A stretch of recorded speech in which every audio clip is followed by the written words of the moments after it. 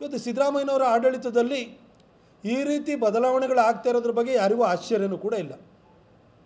ಆದರೆ ಈ ಸಾರಿ ಮಾತ್ರ ಜನ ಎಚ್ಚೆತ್ಕೊಂಡಿದ್ದಾರೆ, ಜನ ರೊಚ್ಚಿಗೆದ್ದಿದ್ದಾರೆ, ಜನ ಬೀದಿಗೆ ಇಳಿತಾ ಇದ್ದಾರೆ. ಅದೇನು ಅಂತ ಗೊತ್ತಿಲ್ಲ. ಸಿದ್ದರಾಮಯ್ಯ ಸಾಹೇಬರ ಸರ್ಕಾರ ಬಂದಾದ ಕೂಡಲೇ ಎಲ್ಲರಿಗೂ ಕೂಡ, ಅದರಲ್ಲೂ ಬಹುಸಂಖ್ಯಾತರು ಯಾವತ್ತೂ ಕೂಡ ಆತಂಕದಲ್ಲೇ ಬದುಕುವಂಥ ಒಂದು ವಾತಾವರಣ ನಿರ್ಮಾಣ ಆಗುತ್ತೆ. ಅವರು ಈ ಹಿಂದೆ 2013ರಿಂದ 18ರವರೆಗೂ ಮುಖ್ಯಮಂತ್ರಿ ಇದ್ದರು. 2015ರಲ್ಲಿ PFI, KFD, SDPIನ ಸುಮಾರು 1600 ಸಮಾಜಘಾತುಕ ಶಕ್ತಿಗಳ ವಿರುದ್ಧ ಇದ್ದಂಥ 175 ಕ್ರಿಮಿನಲ್ ಪ್ರಕರಣಗಳನ್ನು ವಾಪಸ್ ತೆಗೆದುಕೊಳ್ಳುವ ಮುಖಾಂತರವಾಗಿ ಸರಣಿ ಹತ್ಯೆಗಳಿಗೆ, ಹಿಂದೂ ಕಾರ್ಯಕರ್ತರ ದುರ್ಮರಣಕ್ಕೆ ಸಿದ್ದರಾಮಯ್ಯ ಸಾಹೇಬರು ಕಾರಣರಾಗಿದ್ದರು. ಅದು ಕುಟ್ಟಪ್ಪಯಿಂದ ಹಿಡಿದು ರುದ್ರೇಶ್ ಮರ್ಡರ್ ಕೇಸ್ವರೆಗೂ ಕೂಡ 10 ಜನ ಪ್ರಾಣವನ್ನು ಕಳ್ಕೊಂಡ್ರು. ಈಗ 2ನೇ ಸಾರಿ ಸಿದ್ದರಾಮಯ್ಯ ಸಾಹೇಬರು 2023ರಲ್ಲಿ ಮುಖ್ಯಮಂತ್ರಿಗಳಾಗಿದ್ದಾರೆ.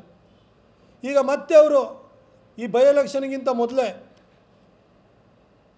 ಹುಬ್ಬಳ್ಳಿನಲ್ಲಿ ಪೊಲೀಸರ ಜೀಪನ್ನು ಜಖಂ ಮಾಡಿದಂತಹ, ಪೊಲೀಸರ ಮೇಲೆ ದಾಳಿ ಮಾಡಿದಂತಹ, ಸಾರ್ವಜನಿಕರಿಗೆ ತೊಂದರೆಯನ್ನು ಕೊಟ್ಟಂತಹ, ಅವರ ಪ್ರಾಣಕ್ಕೆ ಅಪಾಯವನ್ನು ತಂದೊಡ್ಡಿದಂತಹ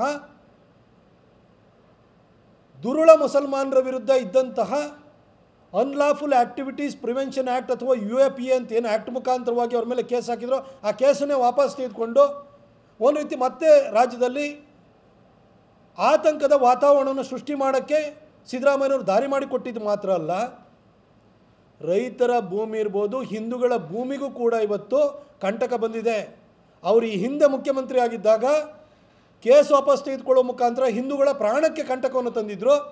ಈ ಸಾರಿ UAPA ಕೇಸ್ ತೆಗೆದುಕೊಂಡು ಪ್ರಾಣಕ್ಕೆ ಕಂಟಕವನ್ನು ತಂದೊಡ್ಡಿದ್ದಲ್ದಲೆ ನಮ್ಮ ಜನರ, ಹಿಂದೂಗಳ ಭೂಮಿಗೂ ಕೂಡ ಕಂಟಕವನ್ನು, ಅಪಾಯವನ್ನು ತಂದೊಡ್ಡಿದ್ದಾರೆ ಅಂತ ನಾನು ಸ್ಪಷ್ಟವಾಗಿ ಹೇಳಲಿಕ್ಕೆ ಬಯಸ್ತೇನೆ. ಇವತ್ತಿನ ಏನು ಪತ್ರಿಕಾಗೋಷ್ಠಿ ಇಡೀ ರಾಜ್ಯಕ್ಕೆ ಸಂಬಂಧಪಟ್ಟಿದ್ದಲ್ಲ, ಸ್ಪೆಸಿಫಿಕ್ ಆಗಿ ಮೈಸೂರು ಮತ್ತು ಚಾಮರಾಜನಗರ ಜಿಲ್ಲೆಗೆ ಸಂಬಂಧಪಟ್ಟಿದ್ದು.